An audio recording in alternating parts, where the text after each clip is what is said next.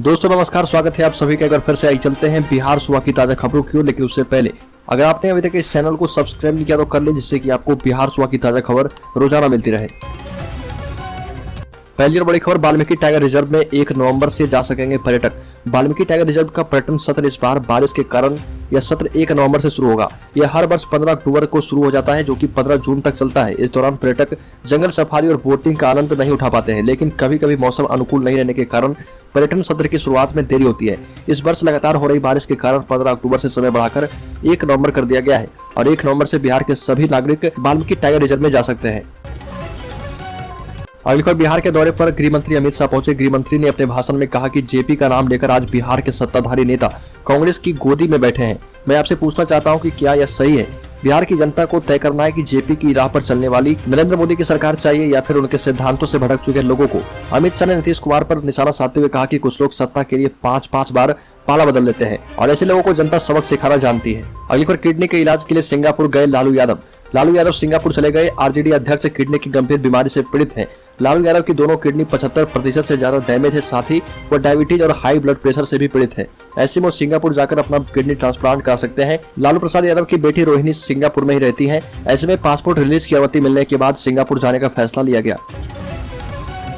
अगली खबर, बिहार उपचुनाव के लिए महागठबंधन के प्रत्याशियों का हुआ ऐलान। राजद के सिंबल पर लड़ेंगे दोनों कैंडिडेट। बिहार की 2 सीटों पर होने वाले उपचुनाव के लिए महागठबंधन से अपने प्रत्याशियों का ऐलान किया गया। मोकामा से विधायक रहे अनंत सिंह की पत्नी नीलम देवी और गोपालगंज से मोहन प्रसाद गुप्ता को उम्मीदवार बनाया गया है। दोनों राष्ट्रीय जनता दल के सिंबल पर चुनाव लड़ेंगे। राजद कार्यालय में आयोजित प्रेस वार्ता में पूर्व मुख्यमंत्री जीतन राम मांझी, जदयू प्रदेश अध्यक्ष उमेश कुशवाहा, राजद के भोला यादव, उदय नारायण चौधरी समेत अन्य नेताओं ने इसकी औपचारिक घोषणा की।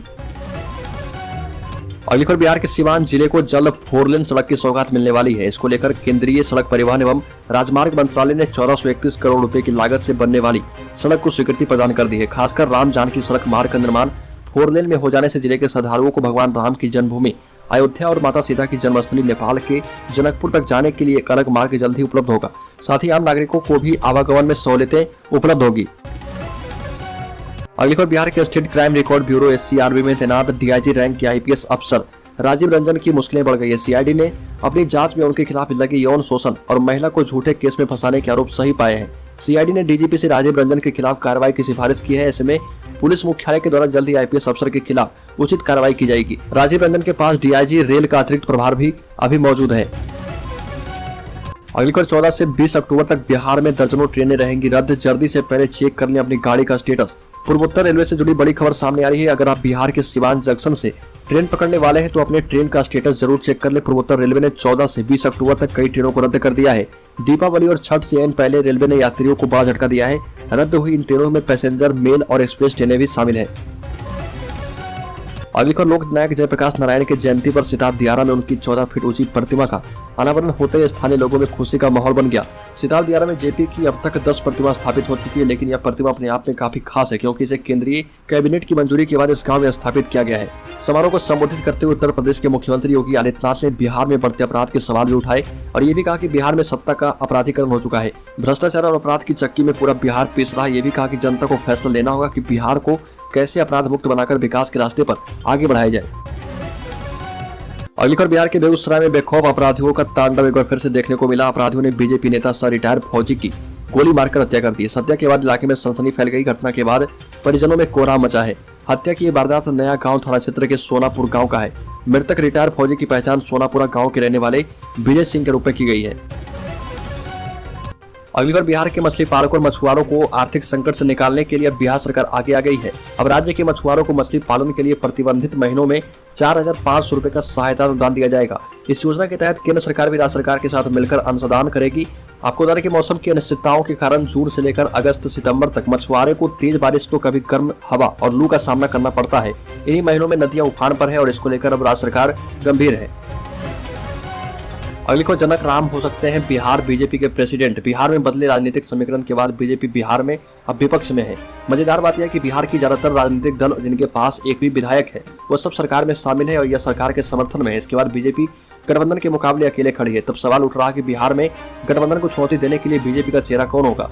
नीतीश कुमार के साथ रहने के दौरान पहले राजनीतिक हलकों में बीजेपी के प्रदेश अध्यक्ष को लेकर कोई खास चर्चा नहीं होती थी और अब जब बीजेपी बिहार में अकेले पड़ गई है तो प्रतिद्वंदी हर समीकरण से लवरेज है और अब बीजेपी भी बिहार में ऐसे किसी चेहरे को तलाश रही जो गठबंधन का न सिर्फ मजबूती से मुकाबला करे बल्कि जातीय समीकरण में भी फिट बैठे।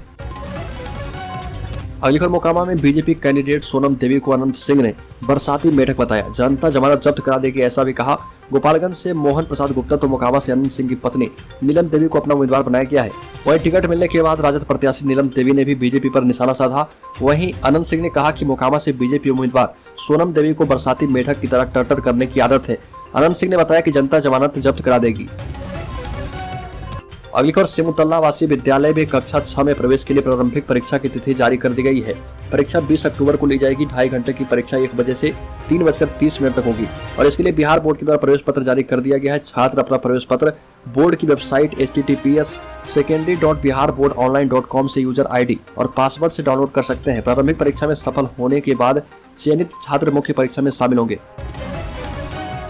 अगली खबर, राज्य के सभी कारखानों में सुरक्षा मानकों की जांच होगी। श्रम संसाधन विभाग इसके लिए विशेष अभियान चलाएगा। दिसंबर 21 में मुजफ्फरपुर में हुए हादसे से सबक लेते हुए विभाग ने यह फैसला किया है। दरअसल मुजफ्फरपुर हादसे के बाद विभाग ने कुछ एक कारखानों की जांच की थी, विशेषकर वैसे कारखाने जिसमें बॉयलर से काम होते हैं। लेकिन अब विभाग ने तय किया कि सभी छोटे बड़े निबंधित कारखानों की जाँच की जाए।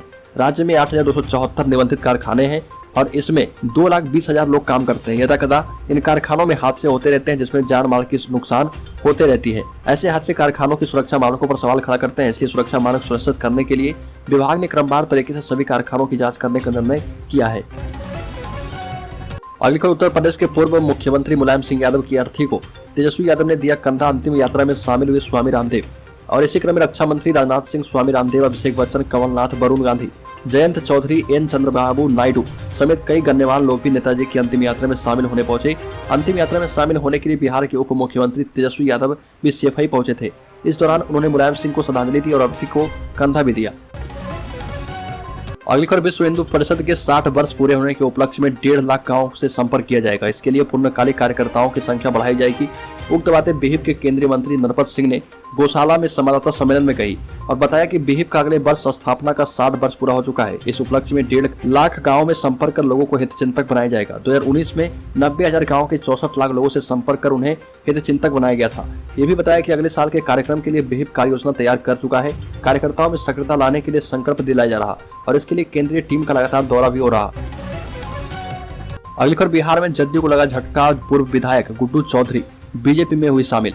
सीतामढ़ी जिले के सबसे बड़े विधानसभा क्षेत्र रून्नी सैदपुर से जदयू की विधायक रह चुकी गुड्डी चौधरी ने अब भाजपा का दामन थाम लिया है और इस तरह उन्होंने पार्टी से अपने साथ हुए विश्वासघात का बदला लिया। गुड्डी चौधरी एवं उनके समाज सेवी पति राजेश कुमार चौधरी की राजनीतिक कद को देखते हुए भाजपा ने अपनी पार्टी में शामिल कराकर जदयू को जोर का झटका दिया है।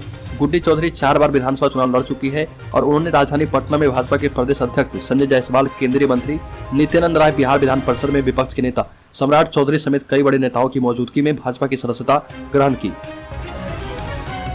अगली खबर, केंद्रीय गृह राज्य मंत्री नित्यानंद राय ने मुख्यमंत्री नीतीश कुमार पर हमला बोलते हुए कहा कि अगर थोड़ा सा भी आत्म स्वाभिमान बचा हो तो वह चुनाव के मैदान में आकर देख लें। और बिहार नगर निकाय चुनाव को लेकर हाईकोर्ट ने जो फैसला दिया है उसके बाद बिहार में सियासत तेज है। नित्यानंद राय ने नीतीश कुमार को कटघरे में खड़ा करते हुए कहा कि तेजस्वी यादव के इशारे पर मुख्यमंत्री अति पिछड़ा विरोधी कार्य कर रहे।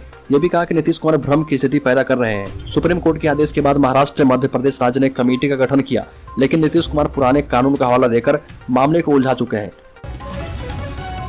दोस्तों, बिहार सुबह की ताजा खबरों में अभी के लिए इतना। अगर आपने अभी तक इस चैनल को सब्सक्राइब किया तो कर लें, जिससे कि आपको बिहार सुबह की ताजा खबर रोजाना मिलती रहे।